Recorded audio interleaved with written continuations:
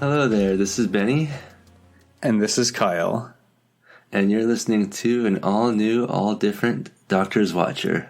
The podcast where I watch an all-new, all-different episode of a serial of Doctor Who and tell you all about it. Yeah, it's strange to think there are going to be no Daleks. I mean, as far as we know. Wouldn't that be great if we finally got done with that incredibly long Dalek serial and then it's like, and this next episode, written by Terry Nation. Just go something of the Daleks. Straight into a completely different Dalek serial. Well, we know we have the Doctor and we know we have Stephen. We don't even have Sarah Kingdom, R.I.P. Yeah, R.I.P. So what have you been up to since I saw you last? Well, we were recording this a few days after the premiere of season 4 of Star Trek Lower Decks. Lower Decks. Which I quite enjoyed. They premiered 2 episodes on the same day, and I thought both of them were very entertaining and very funny. I agree. I am a big fan of Lower Decks. I'm a big fan of Tawny Newsome and of Jack Quaid. And I'm also a big fan of all the people who write Lower Decks and all the other people who act on it. Mm-hmm. So as a fan of those people, Kyle, how do you feel about the ongoing WGA and SAG strikes? Well, I feel like I still support the WGA and SAG-AFTRA, and I'm going to continue to support them. Very glad to hear it, Kyle.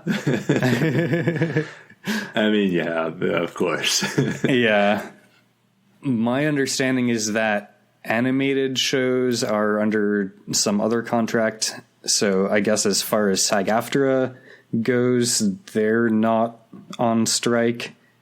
I'm not sure if that applies with the WGA or not, but there's obviously a lot of overlap between people who work on animated shows as voice actors and people who work on live action shows as full body and voice actors. 3D actors, real space actors. Yeah, I mean, you mentioned Tawny Newsome and Jack Quaid, and they're both, real life full body actors as well as voice actors, not just in that episode of Strange New Worlds where their characters show up, but in other shows as well. Like, of course, Jack Quaid does The Boys.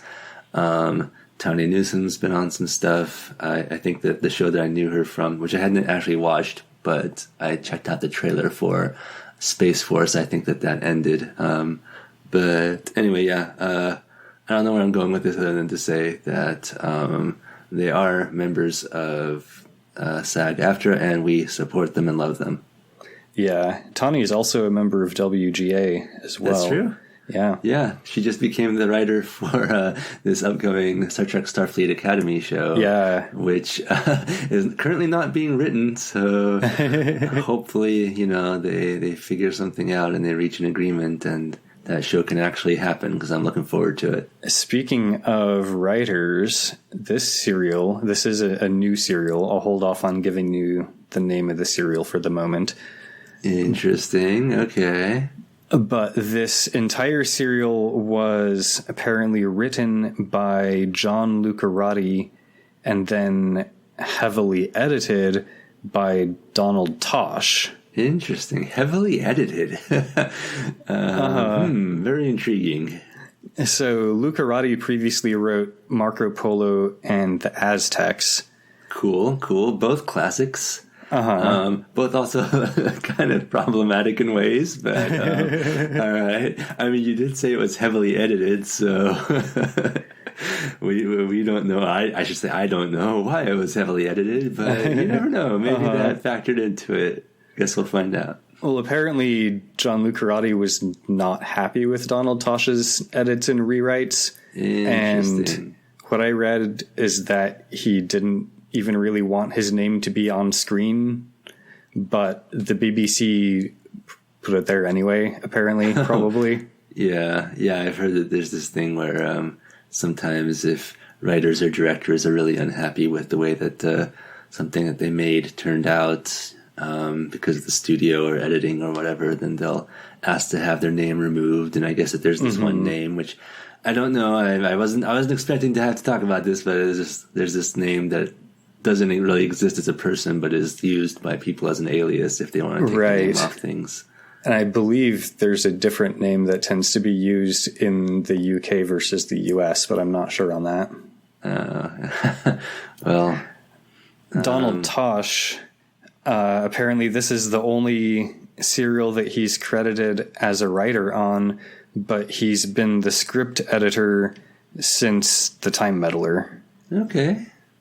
Well, let's see what they came up with. So, Kyle, given that this is a new serial, and yet we remain and will remain for a while in the time span of Doctor Who where a lot of these are missing, how did you watch it? So this one is another reconstruction. Alrighty. I guess I should have just led into it in a more straightforward way, but I had a feeling. Yeah. The loose cannon production number I saw referred to in one place as LC16 and in another place as LC40. Oh, so maybe they came back later and redid parts of it? The place that listed it as 16 only went up to 39, so that's my guess, is maybe they did it once and then did it again later. So right. I'm honestly not sure whether I watched LC16 or LC40. Okay, well, cool. Were there CG Daleks? Well, I guess if there are no Daleks, you can't have CG Daleks. Dang it. Foiled by the lack of Daleks. I do want to mention that this serial was directed by Patty Russell, who was apparently the first female director to work on Doctor Who. Oh, nice. Yeah. Very cool.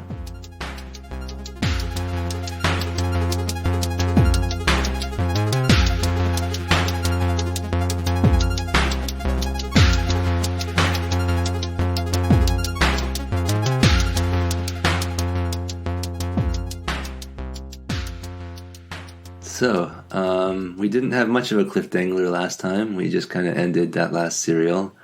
I don't recall there being much of an indication of what was coming up next, other than the Doctor sort of briefly eulogizing the various companions and pseudo-companions that they lost in the previous serial, which was a lot, which was several, but yeah. Yeah, I don't think there was really an actual cliffhanger. We just kind of saw the TARDIS leave after the eulogizations. Yeah, maybe they didn't even know, that the writers didn't really have much idea of where they were going next. Yeah. Well, they went here to episode 22 of season 3. I don't remember if we've said that or not yet.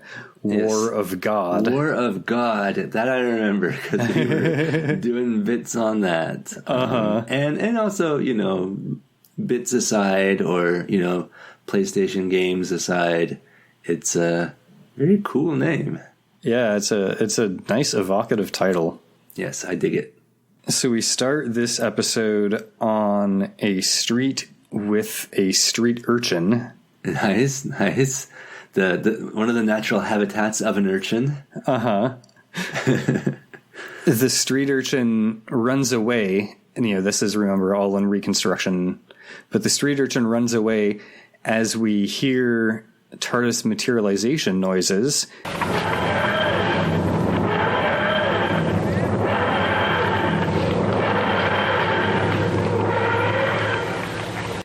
And we see some flashing light above a gate in an arched doorway. Cool. And then a few moments later, Stephen and the Doctor come out of the gate. So I guess the TARDIS materialized behind the gate. That's kind of a weirdly money-saving measure. I guess they didn't feel like setting up at the TARDIS prop behind the gate, but we do love this show.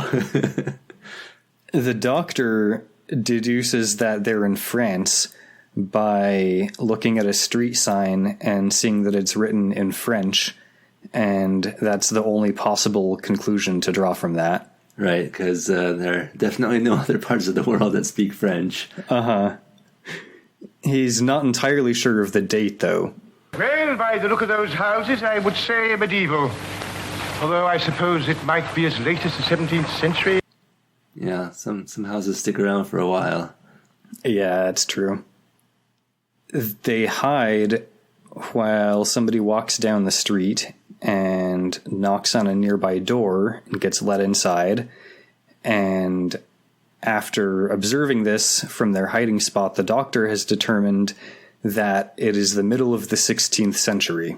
Interesting. So what war would that be? That this war of God that we're about to do? Dang it, I don't remember my history. Is this the 30 Years' War? I don't know my European history at all. Pretty sure it's going to be Catholics against Protestants in some way, shape, or form. It wasn't really clear to me how the doctor determined the date. He's, they just watch this guy enter the house or whatever, and then the doctor's like, "Oh, did you see that?" And then he announces when they are. So Maybe I don't know, the outfit or something. Either that, or maybe in the original version of this episode that's lost to BBC, maybe there was a big banner just inside of the house that says "Welcome to the middle of the 16th century." Maybe. I mean, one of these seems a little more likely than the other one, but we'll never know because the episode is lost.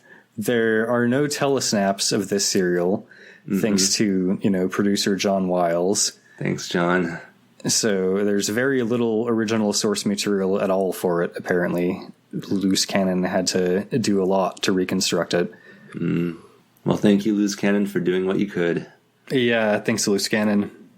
The doctor decides, given that it's the middle of the 16th century and that they're in France, that he needs to go visit an apothecary in Paris named Preslan.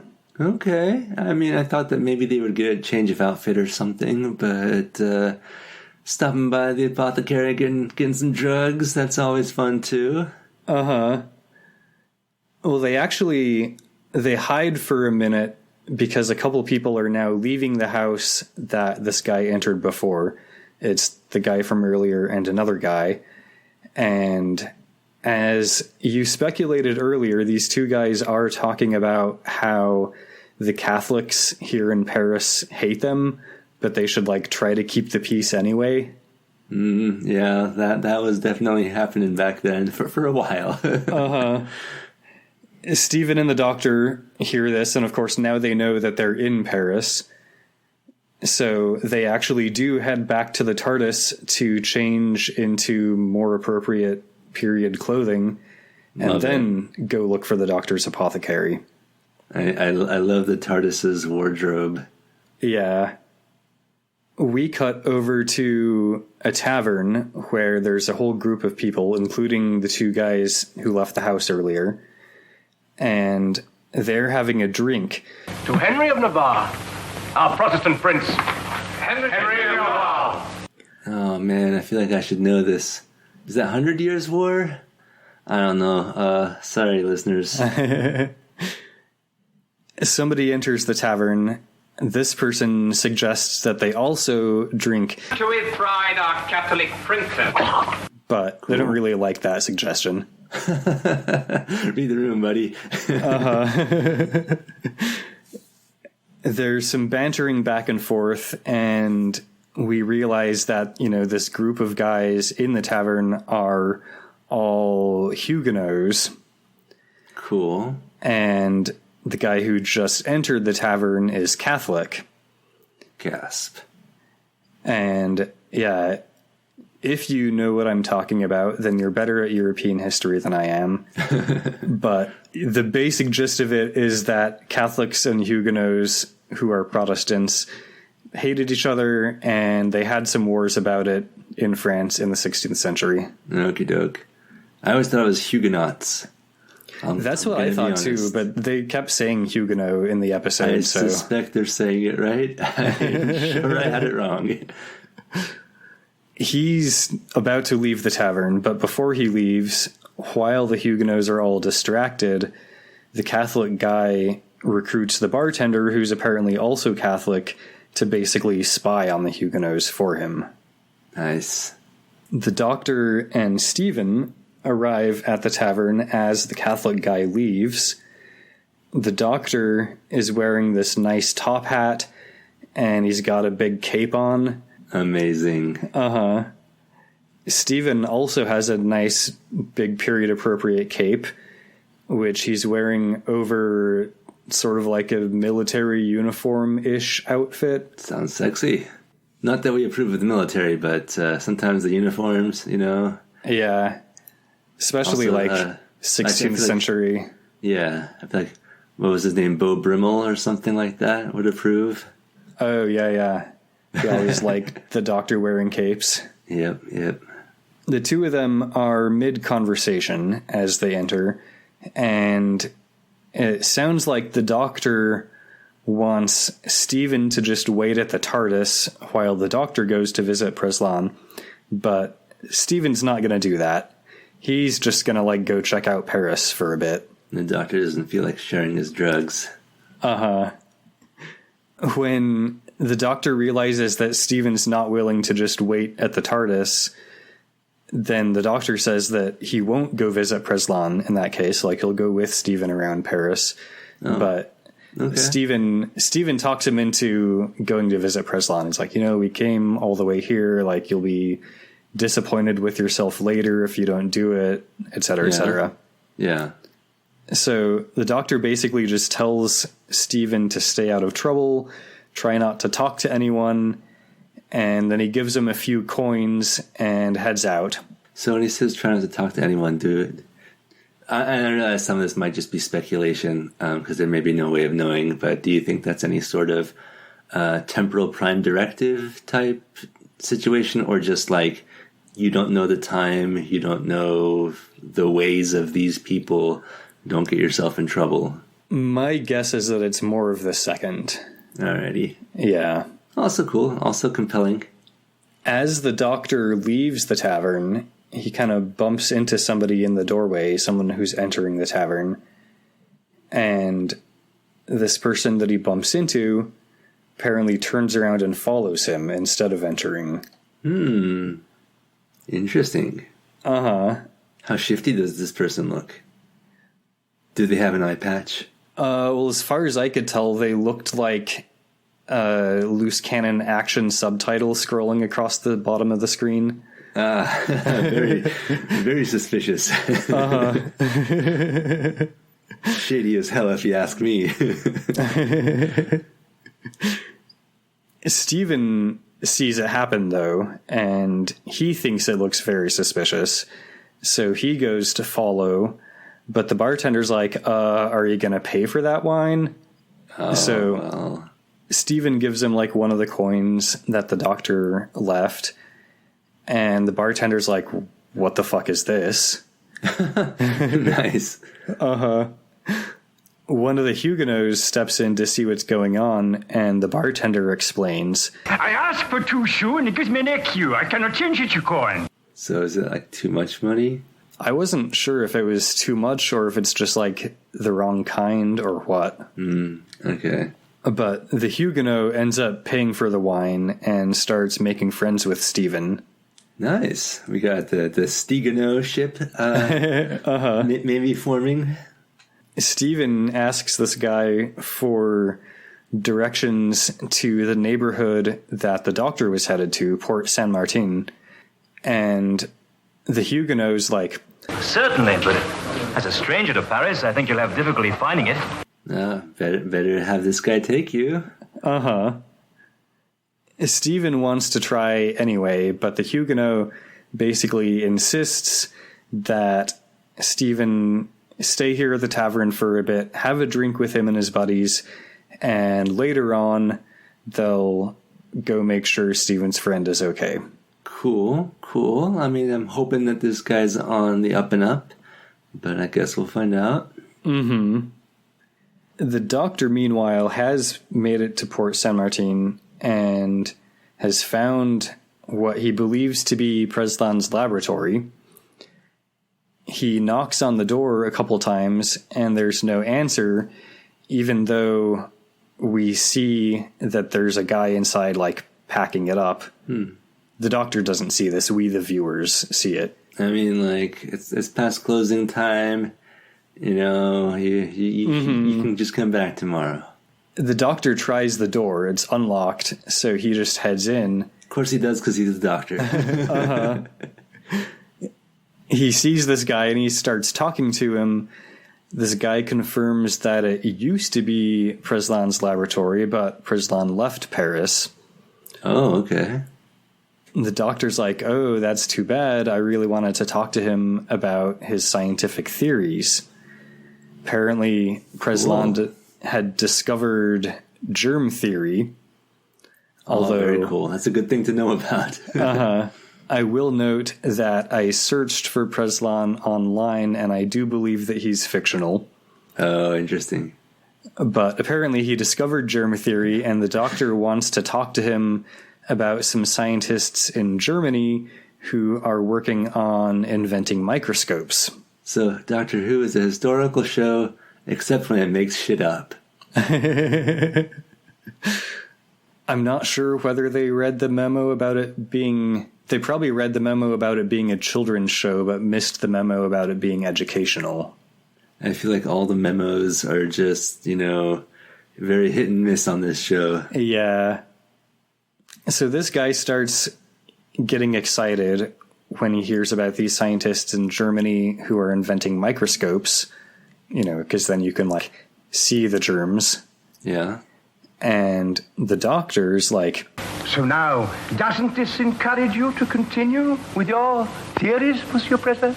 Oh, so it is Preslan. And yep, the guy confirms that he is actually Preslan, but one has to be very careful these days. Yeah, I can see that.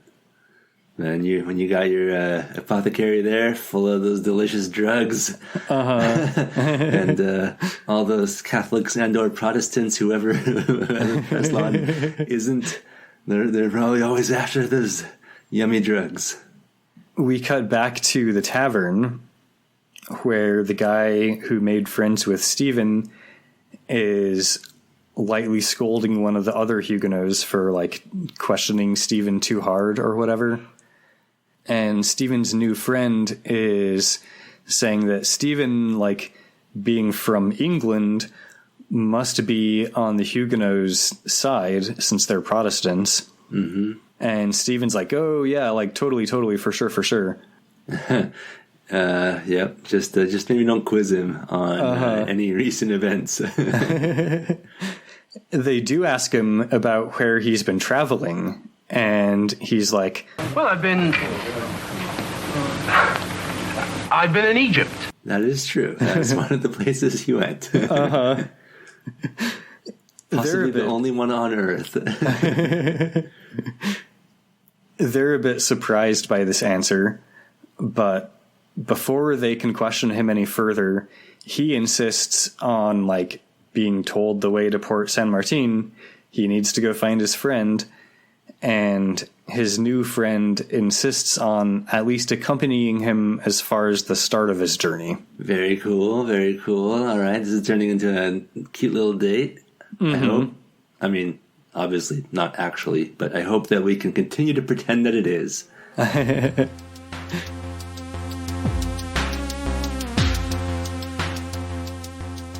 Hey folks, isn't this a good podcast? If you like what you hear, let us know. You can do that on social media or by email, or by leaving a 5-star rating and review on Apple Podcasts. Another thing you can do if you like this show is let your friends know. Word of mouth is the best way for us to get new listeners. And now, back to the show. Elsewhere in the city, we see a teenage girl running and hiding from a bunch of guards. And would you describe her as spunky, plucky, resourceful, let's see, companion material by any chance? Yeah, I would say Several of those adjectives would apply. We've got an opening. We cut back to Stephen and his friend. At some point, I guess we learned that his friend's name is Nicholas. All right, hold on. That would make it Stevelus. Stevelus. Either Stevelus or Nicoleven. Nicoleven. I think I like Stevelus. Yeah, I think I agree with that one. Stevelus. So we cut back to Stevelus, just outside the tavern, and Nicholas is finishing up giving Stephen directions. Apparently, he was just going to accompany Stephen, like, outside the tavern and then send him on his way. Wow, yeah, that really was the start of his journey. So Nicholas heads back inside. Then the teenage girl that we saw earlier arrives, and she bumps into Stephen before heading into the tavern herself, followed shortly by a guard that was chasing her or whatever. I'd say there's about an 80% chance that she just picked his pocket. I might put that at 85. So one thing I was wondering, like when these French people speak English, presumably, are they doing it with like outrageous French accents so we can know that they're French, or do they not even bother? No, they're not bothering at all. They're doing like pure English accents. The miracle of whatever TARDIS translation technology is happening.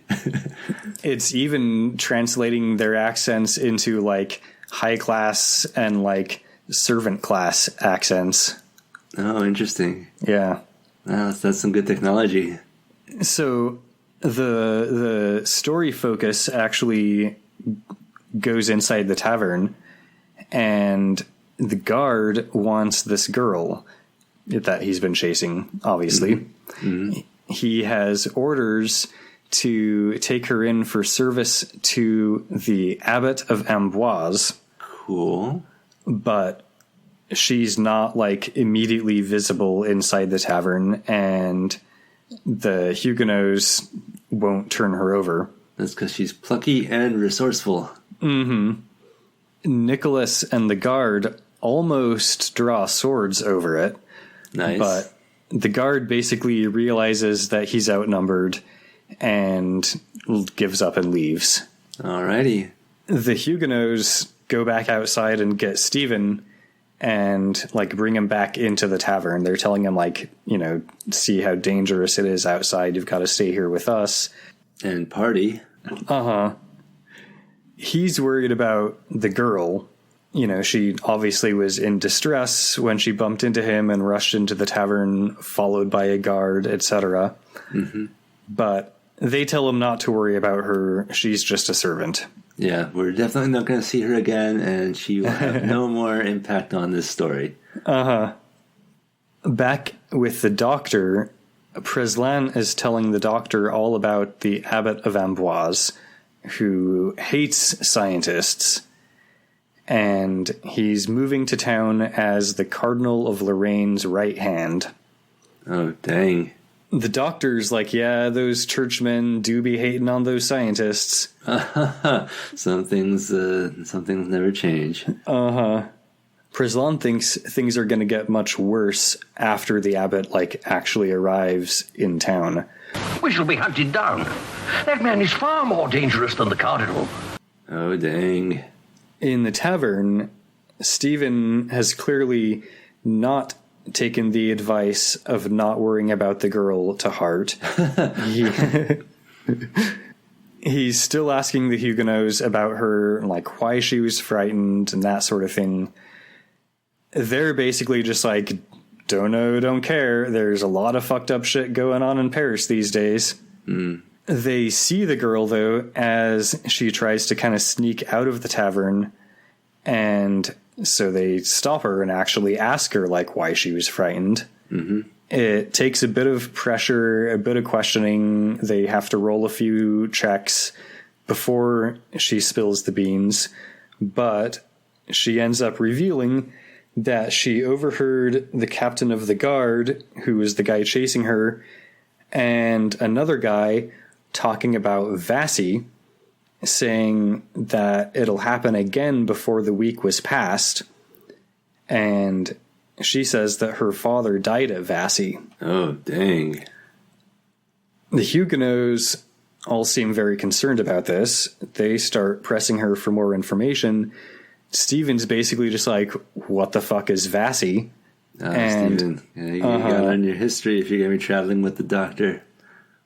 The Huguenots explain. 10 years ago at Vassie, a small town some miles south of Paris, 100 Huguenots were slaughtered by the Catholics. Why? Because they were Huguenot. Dang. We cut to the fancy household that the servant girl, whose name is Anne, ran away from. A couple guys are discussing how they don't know why she ran away. She couldn't possibly have understood anything that she overheard them talking about because she's just a servant. These guys. When it comes out that they mentioned Vassie, another guy's like, you fucking idiot, every Huguenot knows about Vassie. And the guy who mentioned Vassie gets sent off to tell the abbot about it himself, since it was his mistake. These guys are directly in league with the abbot. They're bad news.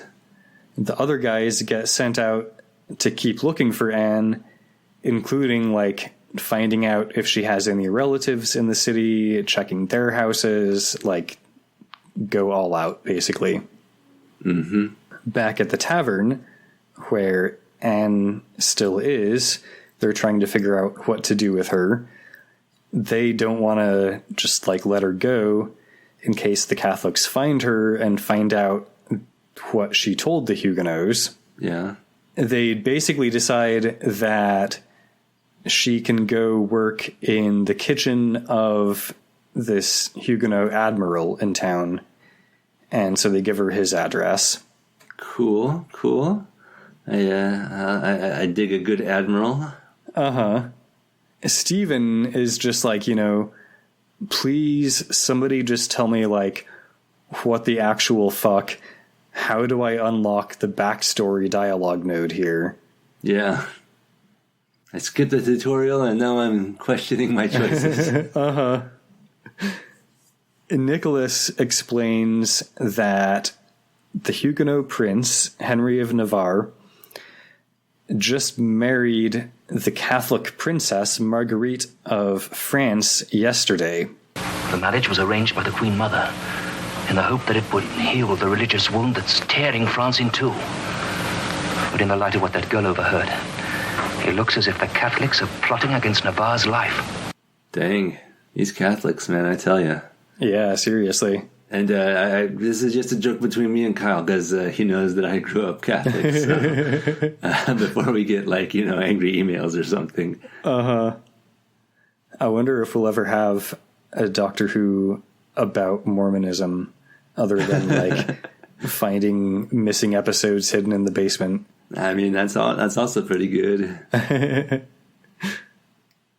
Nicholas decides that he'd better go talk to the Admiral. So he leaves Stephen at the tavern. Stephen's like, cool, no problem. My friend is supposed to be back here soon anyway, and then we're just going to GTFO, basically. Yeah, we are definitely not going to get caught up in all these goings-on and shenanigans. We never do. We get a brief scene with Preslan where he pays a street urchin for showing the old man the way and not being seen. Oh, interesting. He's in league with the urchins, huh?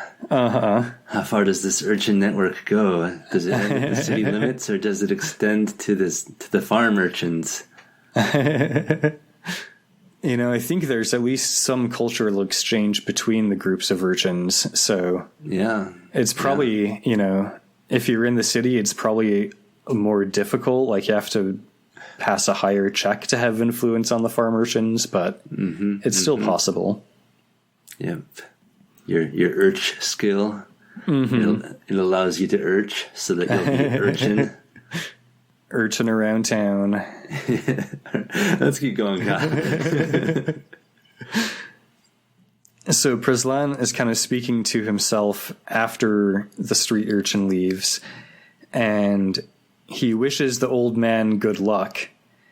And then we cut back to Stephen, who's still waiting at the tavern, apparently like sometime later. Yeah, Stephen, I mean, I think you might have to take matters into your own hands here, buddy.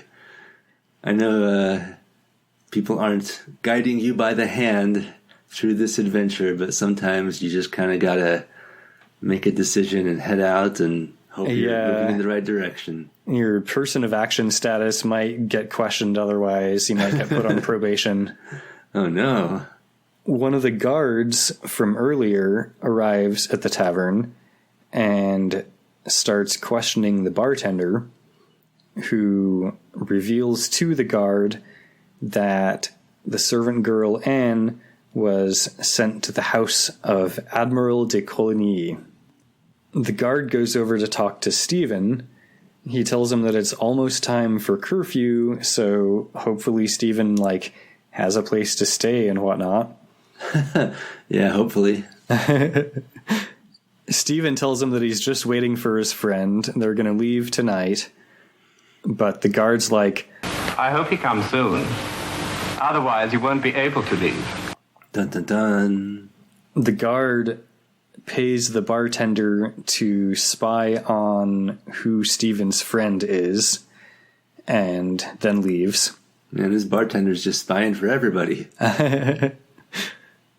Nicholas arrives. He sees that Stephen's still here at the tavern, and then the curfew bell starts to toll.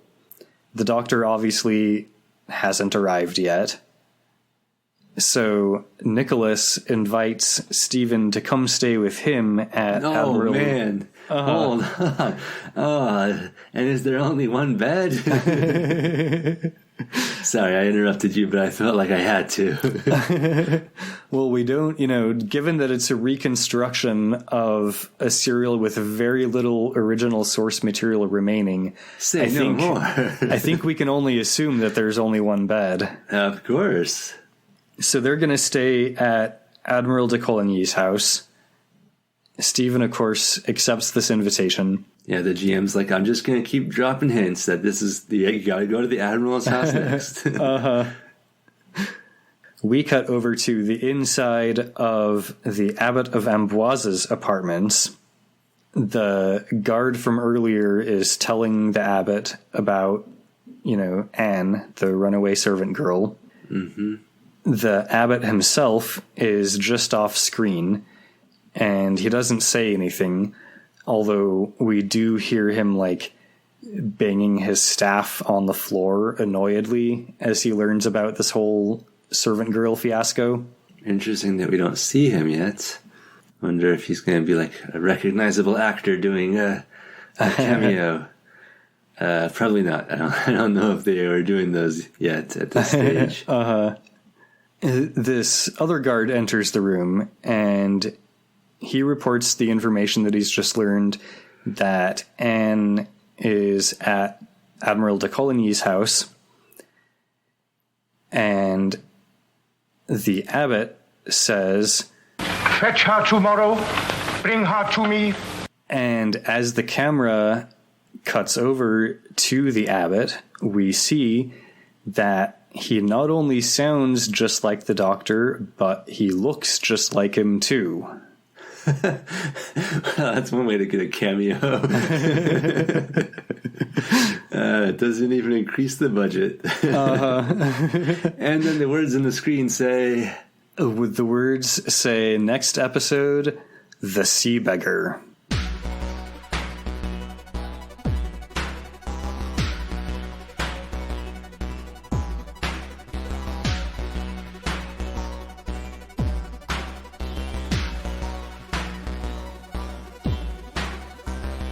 All right, so we had a street urchin and a sea beggar.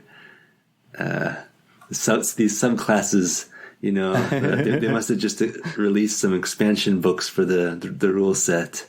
Yeah, totally. Right, well, I mean, I feel like this is our first time period that, to me at least, having gone through the American school system, doesn't feel like one of the more obvious time periods to set a show in, because, or places, time periods and places, because, we had like Romans, Marco Polo, ancient Egypt, that sort of thing.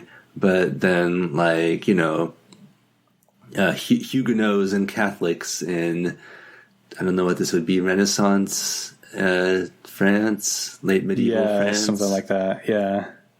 Wouldn't have been one of my guesses, so that's interesting. Yeah, I thought so too.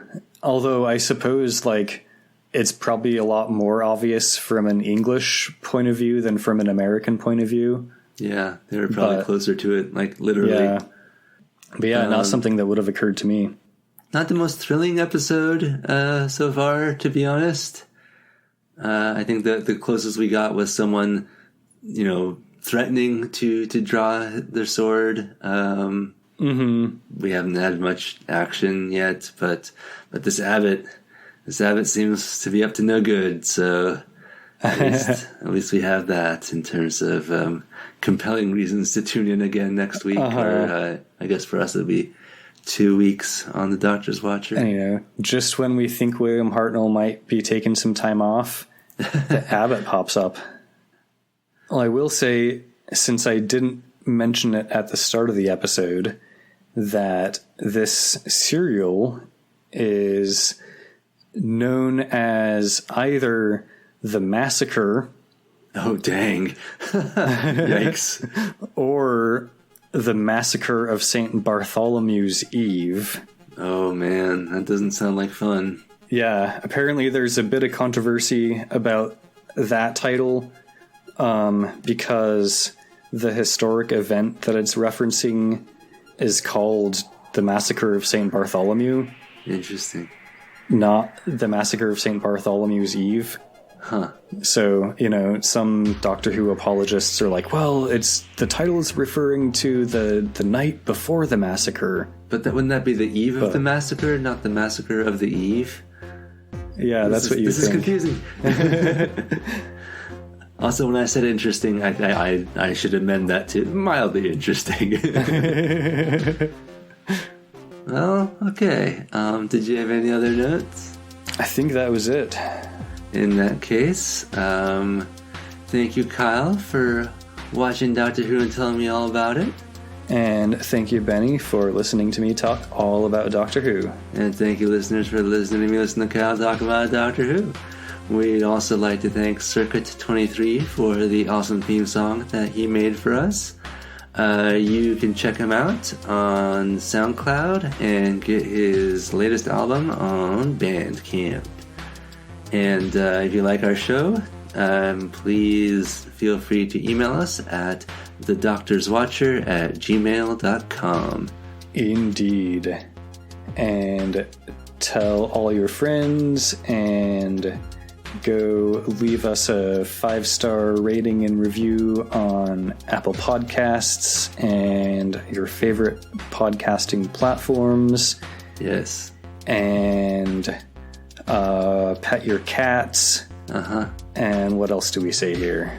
Tune in 2 weeks for what was the next massacre? The Massacre? Is that coming up? No, that's the serial. Oh, the next serial. episode is The Sea Beggar. The Sea Beggar, of course. Tune in 2 weeks for The Sea Beggar. Bye.